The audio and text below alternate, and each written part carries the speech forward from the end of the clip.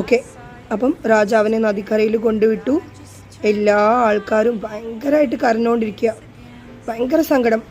വയസ്സായവർക്കും പെണ്ണുങ്ങൾക്കും ആണുങ്ങൾക്കും കുട്ടികൾക്കും എല്ലാവർക്കും ഒരേപോലെ രാജാവിനെ ഇഷ്ടമാണ്.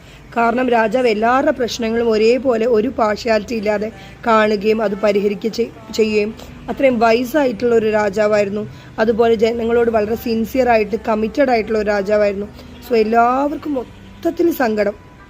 അപ്പോൾ 2 ഭടന്മാരിങ്ങനെ വെള്ളത്തിൽ കെട്ടി തുഴഞ്ഞുകൊണ്ടേ. അപ്പോൾ വെള്ളം അങ്ങനെ കൊടുത്ത് രാജാവിനെ വിടുകയല്ല ചെയ്യുക. 2 സൈനികർ ആ വെള്ളത്തിൽ കയറിയിട്ട് ഇങ്ങനെ പോവാണ്. അപ്പോൾ അങ്ങനെ പോകുന്ന സമയത്തും രാജാവിൻ്റെ മുഖത്ത് ഒരു ഭാവമാറ്റവും ഇല്ല.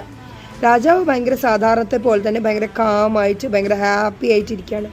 അപ്പോൾ ആ ഭടന്മാർ ഇങ്ങനെ അവർക്കിങ്ങനെ വിഷമം, എന്താ ഭയങ്കര വിഷമത്തിലേക്കാളേറെ എന്താണ് ഇത്, അവർക്കൊരു ഭയങ്കര ജിജ്ഞാസയാണ്.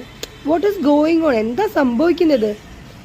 ഇത്രയും എഫിഷ്യൻ്റായിട്ട് ഇത്രയും ട്രൂത്ത്ഫുള്ളായിട്ട് രാജ്യത്തിൻ്റെ രാജാവായിട്ട് അയാൾ 1 വർഷം മുഴുവൻ ചെയ്തു. അയാൾ ഇത്ര ഭയങ്കര ഹാപ്പിയായി കാണപ്പെടുന്നു. അയാളിത് അപ്പോൾ പോകുമ്പോഴും അയാൾക്കൊരു വ്യത്യാസമില്ല.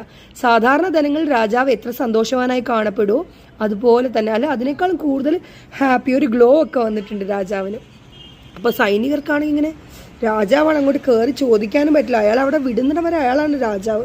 അയാൾക്ക് അതിനുള്ള അധികാരവും ആ പവറൊക്കെ ഉണ്ട്.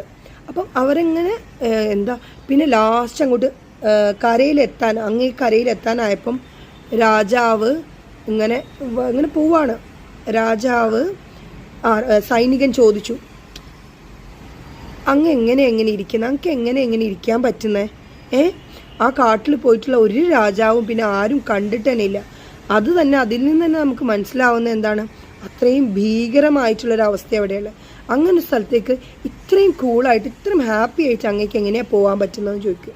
അപ്പോൾ രാജാവ് പറയും, ഇതിനുള്ള ഉത്തരം നിങ്ങൾ എൻ്റെ കൂടെ ഒരു 5 മിനിറ്റ് അങ്ങോട്ട് വരുമെന്ന്. അപ്പോൾ സൈനികർ പറയും, അയ്യോ അങ്ങോട്ടൊന്നും വരാൻ പറ്റില്ല, ഞങ്ങൾക്ക് നിങ്ങളിവിടെ കൊണ്ടുവിടാൻ തിരിച്ചു പോവാം, അതാണ് ഞങ്ങളുടെ ഒരു ജോലി. അപ്പം അത് ചെയ്തിട്ട് ഞങ്ങൾ തിരിച്ചു തരണം. ഞങ്ങളുടെ പുതിയ രാജാവിനാണ് ഞങ്ങളുടെ ഡ്യൂട്ടിയൊക്കെ അയാൾ പറയുന്നതിനനുസരിച്ചാണ് ചെയ്യേണ്ടത്. ഞങ്ങളുടെ ജോലി എന്ന് പറഞ്ഞാൽ നദിക്കര വരെ രാജാവിനെ എത്തിക്കാന്നേ ഉള്ളൂ. അങ്ങയോടുള്ള ഇഷ്ടം കൊണ്ട് ചോദിച്ചു പോയതാ, പക്ഷേ അങ്ങ് ഇങ്ങനെയുള്ളൊരു കാര്യം പറഞ്ഞാൽ ഞങ്ങൾക്ക് ചെയ്യാൻ പറ്റില്ലെന്ന് പറയും. ഞാൻ ഇത്രയും 1 വർഷം മുഴുവൻ നിങ്ങൾക്ക് വേണ്ടി ഇതാക്കിയല്ലേ, എനിക്ക് വേണ്ടി നിങ്ങൾ ജസ്റ്റ് കുറച്ച് ദൂരം ഒന്ന് വന്നാൽ മതി. നിങ്ങൾ ആ തുഴയുന്ന ഇതൊക്കെ ഒന്ന് കയ്യിലെടുത്തോ, എന്നെ വിശ്വസിക്കൂ, നിങ്ങൾ എൻ്റെ കൂടെ ഒന്ന് വരാൻ പറയും. അങ്ങനെ സൈനികർ അവിടെ കൊണ്ടുവിട്ട സമയത്ത് നോക്കുമ്പോൾ ഉള്ളിലേക്ക് നടന്നു പോകുമ്പോൾ രാജാവ് ആ ഫോറസ്റ്റിൻ്റെ ഉള്ളിൽ